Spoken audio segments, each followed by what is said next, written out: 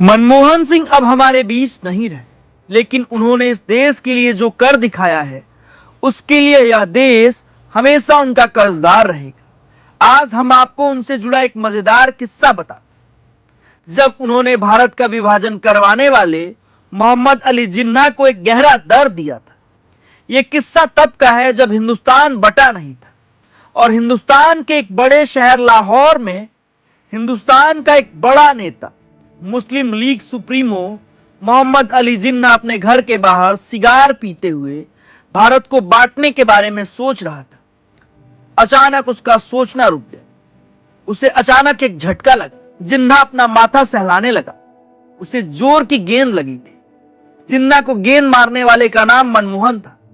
तब मनमोहन सिंह की उम्र मात्र 13 साल थी, लेकिन जैसे जैसे उम्र बढ़ती गई मनमोहन सिंह का नाम बढ़ता गया।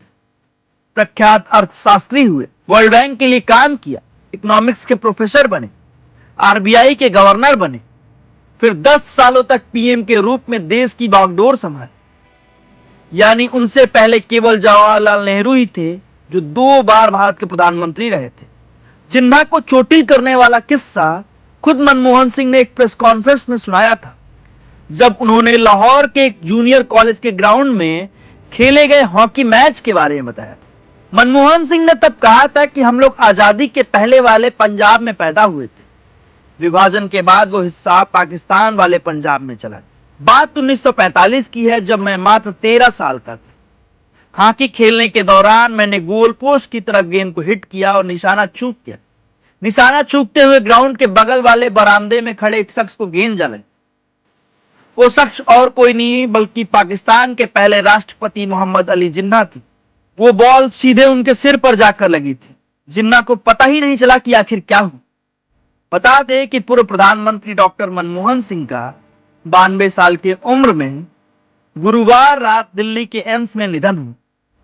इस खबर के बाद पूरा देश गमगीन है। केंद्र सरकार ने 7 दिन के राष्ट्रीय शोक की घोषणा कर दी। हालांकि मनमोहन सिंह ने जो इस देश के लिए कर दिया वो इतिहास में दर्ज हो गया। साल 1991 का वो दौर कौन भूल सकता है, जब भारत आर्थिक संकट का सामना कर रहा था, जब देश की विदेशी मुद्रा का भंडार खाली हो गया था। भारत के पास विदेशों से खरीदे गए सामान का भुगतान करने के लिए विदेशी मुद्रा नहीं था।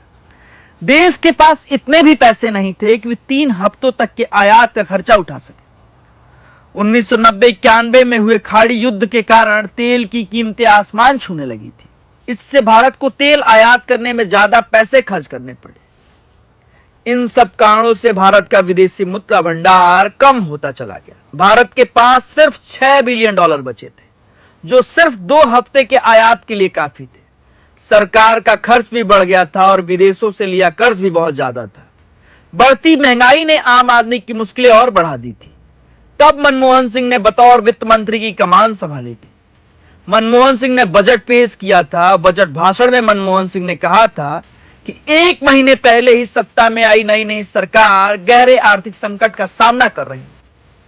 विदेशों से लेन देन की स्थिति नाजुक है, लेकिन हालात जल्द बदलेंगे।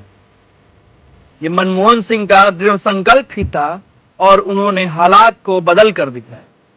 बजट में मनमोहन सिंह ने स्पष्ट शब्दों में कहा, कंपनियों को पहले से ज्यादा टैक्स देना पड़ेगा। कॉर्पोरेट टैक्स की दर 5% से बढ़ाकर 45% कर दी गई। बैंक पर रखे गए पैसे पर कुछ टैक्स लगाया, जिसे डीटीएस कहा गया। रसोई गैस सिलेंडर, खाद और पेट्रोल की कीमतें बढ़ा दी गई।